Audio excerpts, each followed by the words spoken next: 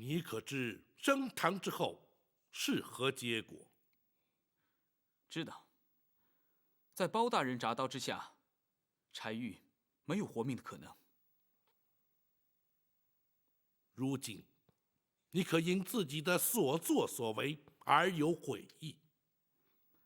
包大人，要柴玉在大宋的国法之下受刑，柴玉无话可说。可是，柴玉没有任何的理由要后悔。你盗采金矿已然犯罪，但因此而伤及无辜性命，却更有违上天好生之德。人命关天，怎可说毫无悔意？陈桥兵变，黄袍加身。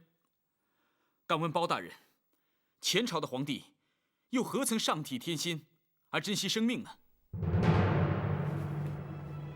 你周灭宋兴，开国一战，不知死伤多少。包大人，你现在又如何来评判于我？朝代更替，必生战祸，虽有死伤，却情非得已。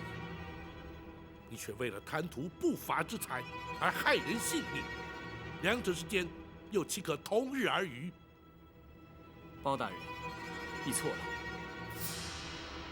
本府何错之有？包大人，你又怎么知道我开采金矿不是为了改朝换代？你此话怎讲？柴府应有尽有，柴玉又怎么会贪图那些财富？开采金矿乃筹备军费，振兴大周。柴玉，你是谋反叛国！这国本来就是大周之国，天下乃柴家天下。赵匡胤能把它夺去，柴玉今天为什么不能把它夺回？大胆！你怎敢直呼太祖皇帝的名讳？包大人所谓的太祖皇帝，原本却是柴家的殿下之臣。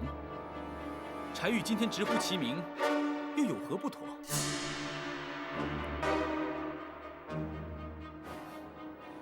想必现在连包大人你也无话可说，无词可辩了吧？不，乍听之下，你似乎言之有理，实则却全都是狡辩之词。好，如果包大人你能说服柴玉，柴玉情愿伏法，绝无怨言。好，本府就说与你听。纵观历代史记，但凡改朝换代，无一不是顺天意而应人心。开国之君，皆是不忍见百姓受苦，黎民遭殃，才挺身而出，取而代之。若是逆天背人，又岂能一统天下？若依包大人所言，大宋开国也是顺天应人。不错，前朝世宗皇帝勤政爱民，却不幸英年早逝。令祖当时年方7岁，刘汉与辽国合兵来犯，太祖皇帝若不开国继位，天下顿时沦入异族之手，又如何不是顺天应人？即使如此，他也无权夺走我柴家的天下。所谓柴家天下，原本却是郭威所建前朝大周，郭家后人却从未向柴家讨回天下。倘若历朝历代皆以自家天下自居，则秦汉隋唐是否皆要其后人夺回天下，岂不终日征战，永无休止？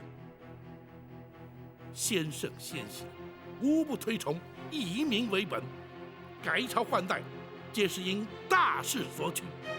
当今圣上仁德敦厚，勤政爱民，你却妄图假借复国之名，戕害生灵。柴玉，你不但大错特错，而且险将柴家陷于不忠不义、万劫不复之地，又怎敢在本府面前潇潇争辩、大言不惭？如今，你可还有话说？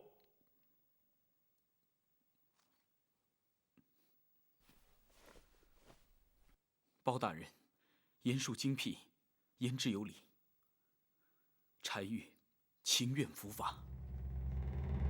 既然如此，来人呐！大人，传令升堂。是。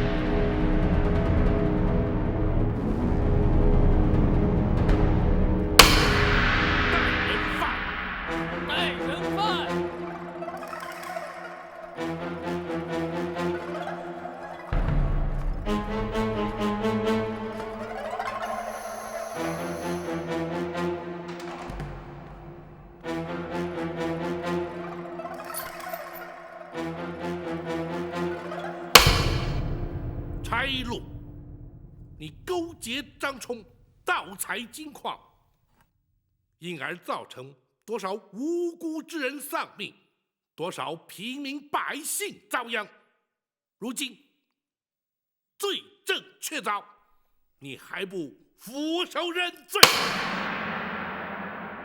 包大人，私采金矿、杀人灭口都是我和张冲所为，跟小王爷没有任何关系，请包大人明察。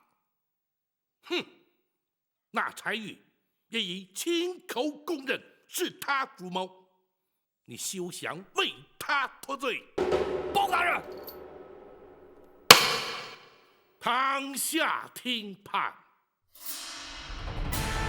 柴禄，你盗采金矿、藏匿赃、合谋杀人，罪不可赦。本府奉旨代天巡狩，以大宋律例判你铡刀之刑。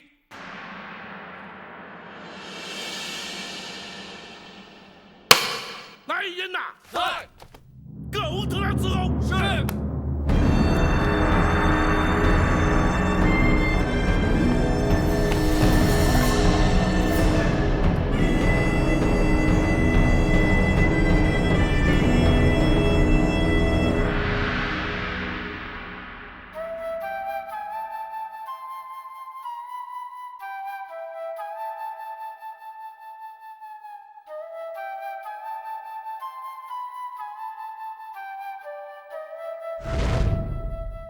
慕容姑娘，我在等你说明，我是如何的胆小怯懦，又怎么会是个无知莽汉？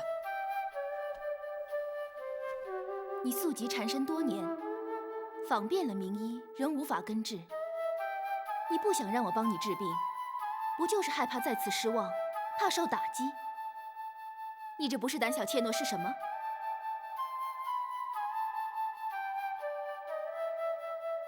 医道医理博大精深，浩瀚如海。多少医者前辈，钻研一生仍不能尽得其妙。你不过就是看过几个大夫，做过几次诊疗，就认为自己无药可救，再不做任何的治疗。你这不是无知莽汉吗？我为我方才说的话而道歉，也希望慕容姑娘你不计前嫌，为我诊治。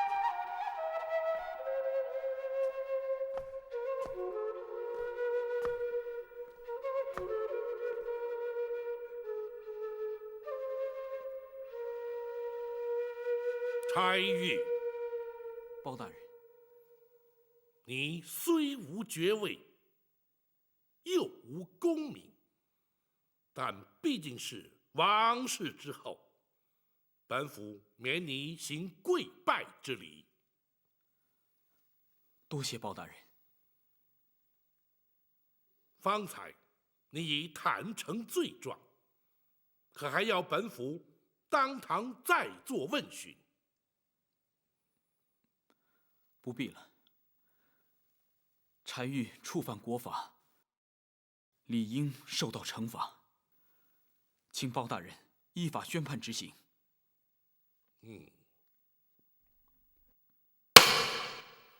堂下听判。柴玉，你身为世袭阵亡之后，本为备位王爷，就该上提皇恩，安分守己。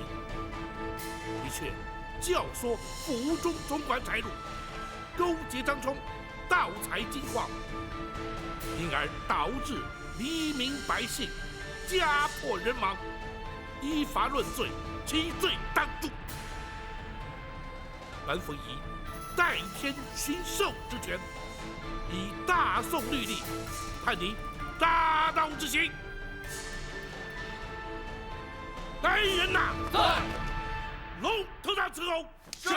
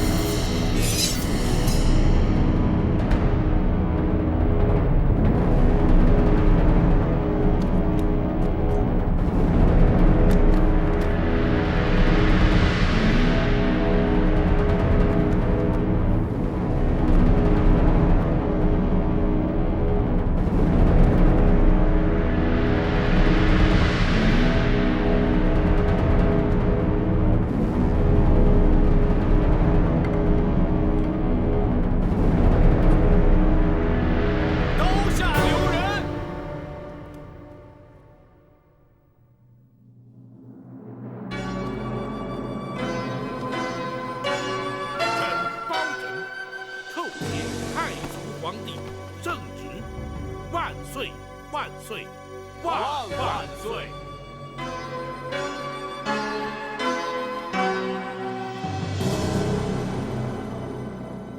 包大人可以官职了。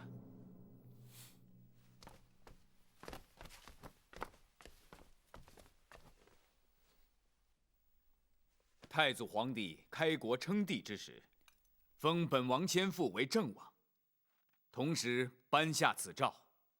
纵使犯下叛国谋反之罪，皆得凭此诏，免死一次。王爷要凭着免死金诏，换柴玉一命。不错，恳请包大人遵旨而行。包拯却难从命。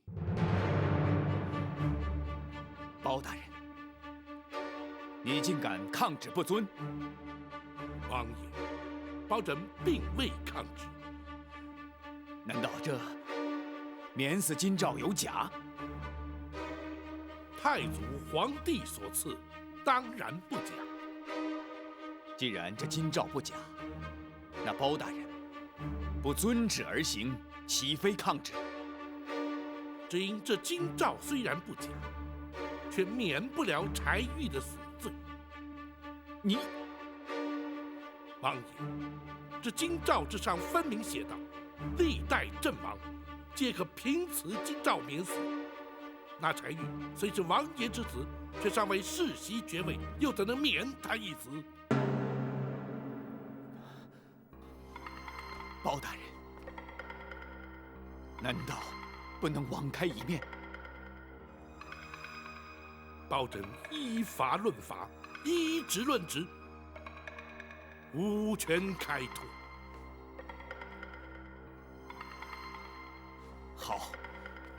那么本王就不要这爵位，将王爷的头衔立即传与柴玉。王爷之位，只可承袭，不能禅让。王爷心知肚明，除非王爷100年之后，否则那柴玉继承不了王爷爵位。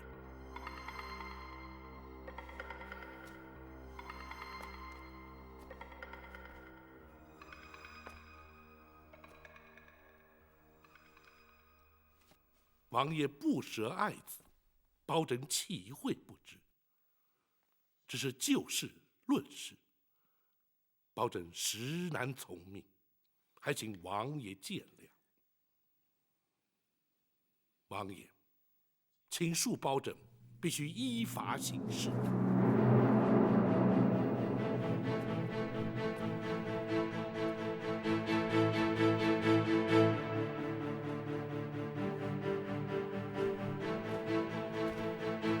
公孙先生，学生在。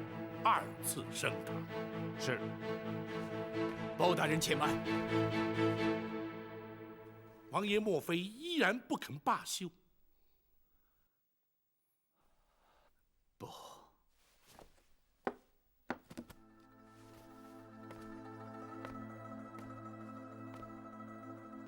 本王只是想最后再见玉儿一面。王爷，如今那柴玉已是定验死囚，行刑在即。若与王爷私下会面，恐有不同。包大人不必为难，本王就与他在公堂诀别即可，还请包大人成全。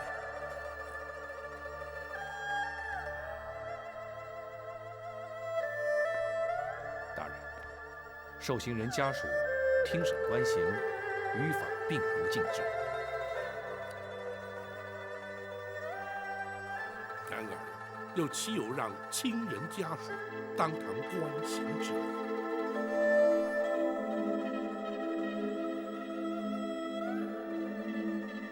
也罢，请王爷与柴玉话别之后，离堂回避如何？多谢包大人。公孙先生，学生在。请展护卫陪伴王爷，同往公堂。是。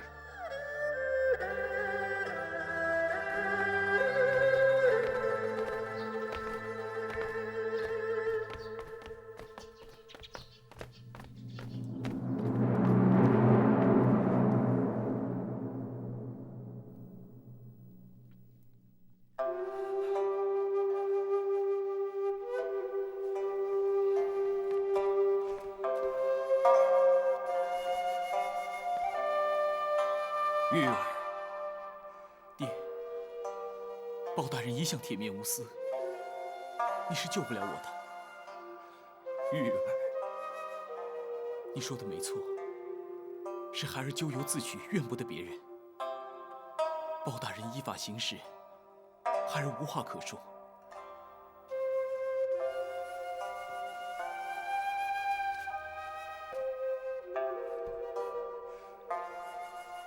爹，孩儿不孝，不能为爹奉养天年，请爹要多加保重。孩儿叩别。玉儿，玉儿。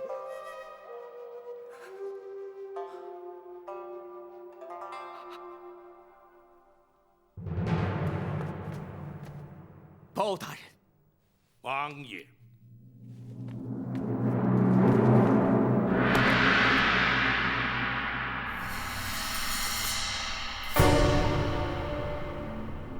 包大人，郑王爵位待本王死后便可传与柴玉，那免死金诏便可救柴玉一命，还望包大人遵旨而行。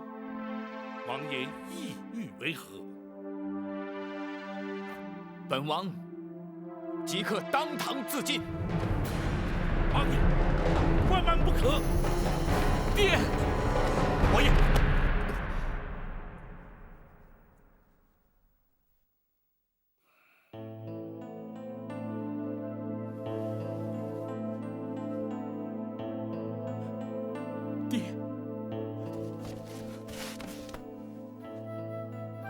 玉儿，父王实在是不忍心看你命丧龙头铡下。爹，孩儿一念之差铸成大错，已经不孝。如果你为了救孩儿而牺牲你的性命的话，孩儿不但没有颜面见人，更没有颜面继续活下去。爹，我求你打消此念头，不要让孩儿一辈子背上不孝这个千古骂名啊！爹，玉儿，玉儿，爹一定要救你。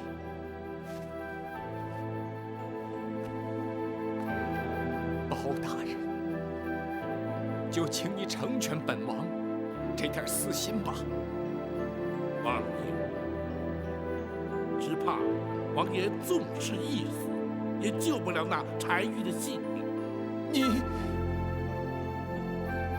纵使王爷当真归西，也必须上报朝廷，方能将爵位转封柴玉。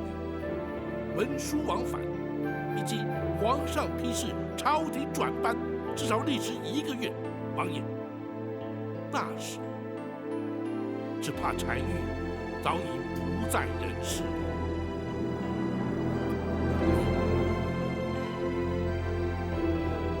包大人，难道你就不能暂缓行刑吗？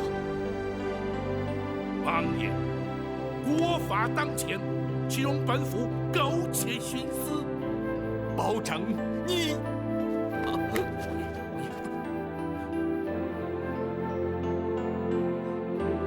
爹，包大人知法守法，你又何苦为难他呢？玉儿，此事已经无法回天。如今既然已经改朝换代，就应该遵守国法。国法当前，又岂能侥幸？孩儿触犯国法，情愿认罪伏法。孩儿这条命是父王所赐，孩儿在这里向父王叩谢养生之恩。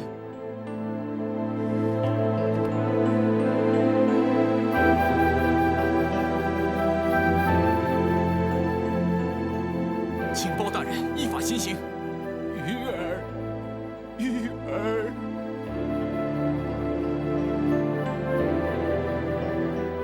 斩护院在。将王爷请出公堂，回避行刑。是。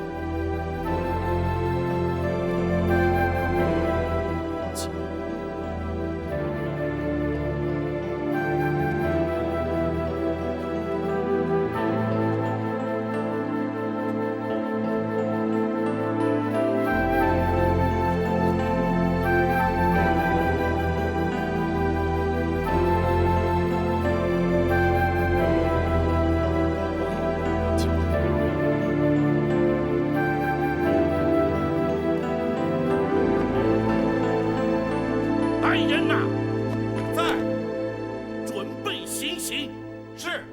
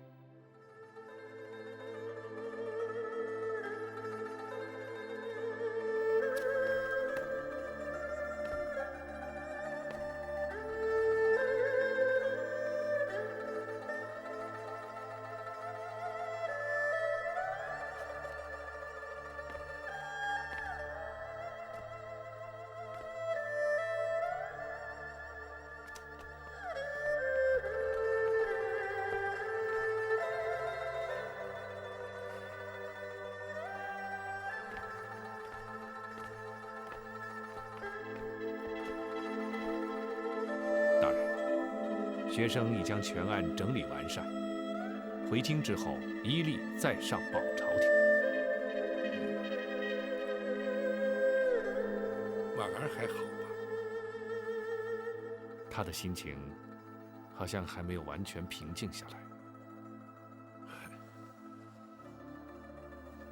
那些犯下错误的人，为什么总是要伤害关心他的人？本府执法一生，这种情形不知见过多少，却始终百思不解。大人，你见过柴王爷？没有，去见了又能如何？只是徒增感伤。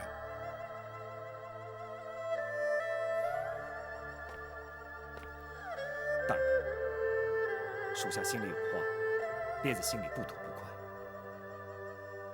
你说，免死金诏，不能换回柴玉一命。普天之下，只有王爷和大人知道。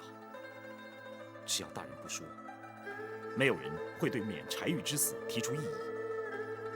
大人为何不肯成全呢？这就是法与情、公与私之间最难掌握的分寸。稍一不慎，公理正义就会荡然无存。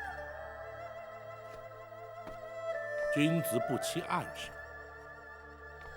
如果因为没有人知道，就有所偏袒，很可能会因此造成无辜之人受害，也就没有资格成为执法者。可是对柴王爷而言，大人岂不是太过不通人情？我常说，这就是执法者的无奈与悲哀。一旦踏上了执法之路，这无奈与悲哀就必须一并承受。然而大人却不愿意见到别人也受到同样的痛苦。当然，尤其是自己所熟识的人。柴王爷，还有婉儿，尤其是婉儿，他会以为将柴玉送上铡刀的是他。倘若他无法看透这一点，这种痛苦就会陪伴他一生。